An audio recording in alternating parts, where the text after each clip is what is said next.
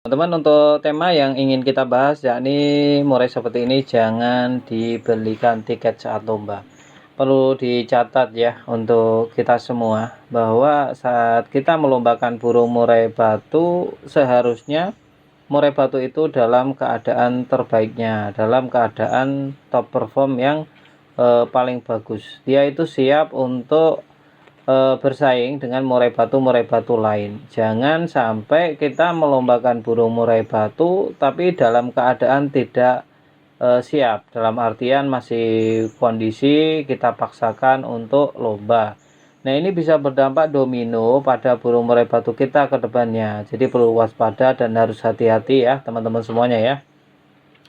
Murai batu, teman-teman jangan sesekali dibelikan tiket meskipun sudah di tempat lomba. Yakni kita mungkin membawa burung murai batu yang pagi-pagi, siang-siang itu sudah gacor di rumah. Tapi begitu kita bawa, kita gendong, saat di tempat lomba burungnya malah nekuk leher. Burungnya malah hanya satu titik matung. Seandainya gerak pun hanya loncat-loncat saja.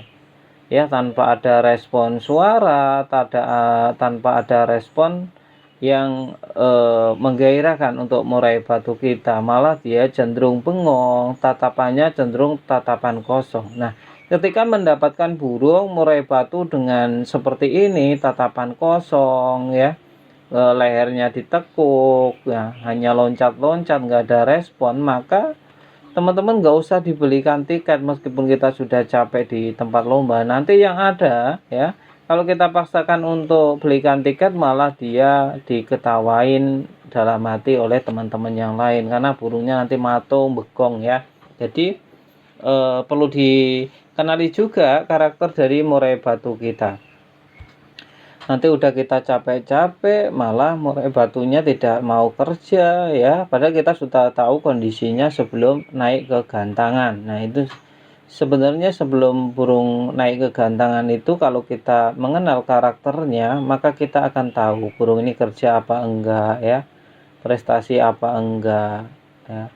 Karena kalau kita sudah mengenal karakternya, apalagi kita sudah menjalin ikatan chemistry ya, ikatan batin antara kita dengan burung, maka nanti ada feeling-feeling. Ada feeling keyakinan, ada feeling ragu-ragu, dan ada feeling kekalahan. Nah, kalau dari situ saja, biasanya kalau kita setengah-setengah, nggak punya mantap dan keyakinan, apa-apa kok nggak enak, ya udah, biasanya kalah. Tapi kalau apapun enak itu, nah itu pemenang biasanya, ya. Nyantai, pikirannya juga enak, ya. Maka dia biasanya berprestasi. Nah, itu kalau yang sudah menjalin ikatan, tapi kan itu tidak mudah dan itu tidak bisa dirasakan oleh semua pemain murai batu. Jadi hanya orang-orang terpilih biasanya yang demikian, biasanya murainya juga dia konsisten stabil juara. Bisa dibilang setiap berangkat pasti membawa trofi piagam ya, dia akan selalu membawa juara lah intinya setiap berangkat lomba. Nah, untuk menjalin ikatan tadi tidaklah mudah. Biasanya dibutuhkan waktu yang lama, entah itu durasinya waktu yang lama, entah itu dari prosesnya yang mencetak chemistry tadi atau ikatan batin antara pemilik murai batu dengan murai batunya. Bisa dibilang bukan aneh-aneh, yaitu hal wajar dan normal, dan banyak teman-teman kita yang sudah mulai merasakan ya chemistry tadi atau ikatan batin ya. Biasanya wah enak ini, berangkat nih, dapat ya, seperti itu. Terus burung murai batu seperti apa lagi yang seharusnya tidak boleh dibelikan tiket? Burung yang dibawanya terlalu gacor ngawur-ngawur teman-teman. Kalau dirasa over ya, ini gacor membongkar materinya itu over, bukan hal wajar. Kalau hal wajar mungkin bongkar materi masih di bawah 10 kali lah untuk tembakan mengeluarkan materinya ya dengan jeda yang tidak terlalu rapat. Tapi kalau sudah lebih dari 10 kali terus waktunya juga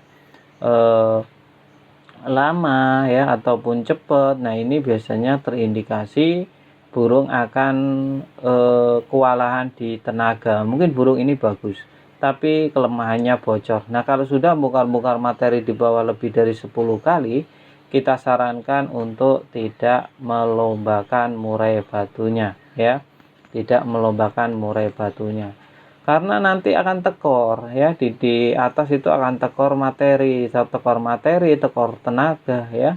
Seandainya ada untuk burung murai batu yang durasi waktu sebentar, contoh kita menggantangkan murai batunya jam 2, lantas kita datang ke lokasi jam 1.45, jam 1.50 mepet waktu lomba, lantas di durasi istirahat tadi malah burung membongkar materi terus-terusan lebih dari 10 kali, maka yang terjadi kalau kita lombakan itu kita akan kalah. Mungkin kita masih bisa sesekali mengeluarkan materi saat digantang, tapi itu tidak akan maksimal karena tadi sudah digembosin di bawah.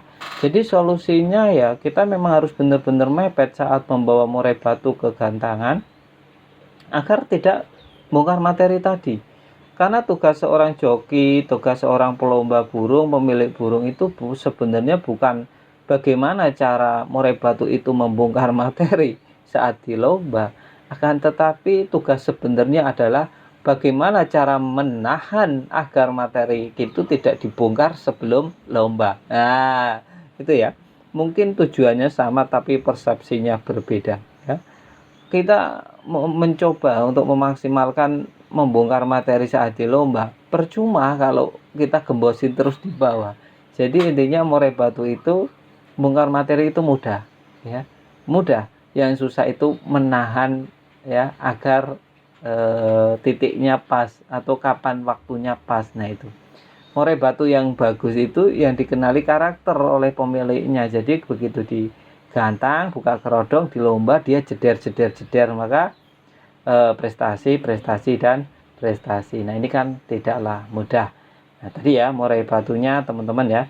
Terus murai batu di tempat lomba ya, apalagi yang seharusnya jangan dilombakan atau jangan dibelikan tiket, yakni waktu yang terlalu mepet. Jadi ketika kita baru sampai terus kita belikan tiket langsung waktunya naik, sebaiknya dihindari. Meskipun ada 1-2 burung yang mampu melakukan ini, itu pun dalam kategori jarak rumah dengan lombanya tidak terlalu jauh. Tapi saran saya, sedekat apapun itu lebih baik kondisikan ya untuk murai batunya ya, minimal sudah inilah ada waktu jeda yang istirahat yang cukup lama ya, agar murai batunya dengan kondisi area sekitar bisa menyesuaikan terlebih dahulu.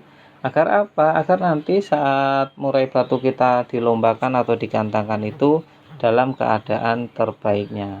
Itu ya.